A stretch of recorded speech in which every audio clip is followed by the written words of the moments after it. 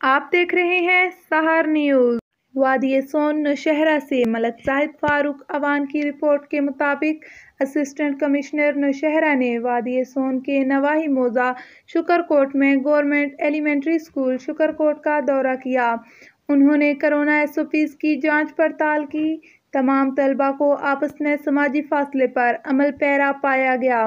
Assistant commissioner Nowshera نے اساتذہ اور طلبہ کو کہا کہ لاک ڈاؤن ضرور ختم ہوا ہے لیکن کورونا وائرس کا خطرہ ابھی بھی موجود ہے، لہٰذا ہر صورت کورونا SOPs پر عمل درآمد کریں۔ اساتذہ کو سختی سے ہدایت کی کہ ہر کلاس روم کے دروازے پر ہینڈ سینیٹائزر اور ہینڈ واش کی سہولت زیادہ سے زیادہ فراہم کریں۔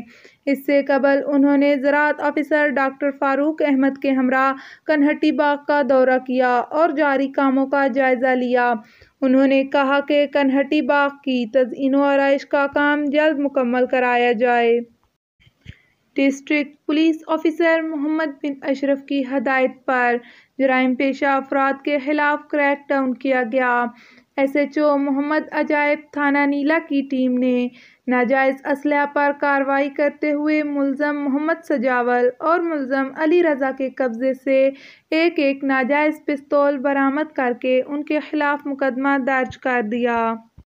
وقار عظیم SDPO صدر سرکل کی سربراہی میں SHO منصور مظہر تھانہ کلرکہار اور ان کی ٹیم میں ASI منیر احمد نے کارروائی کرتے ہوئے خاتون ملزمہ ساجدہ بیگم ساکن صوابی کے قبضے سے 2 کلو 40 گرام ہیروئن برآمد کرکے اس کے خلاف تھانہ کلرکہار میں مقدمہ درج کر لیا۔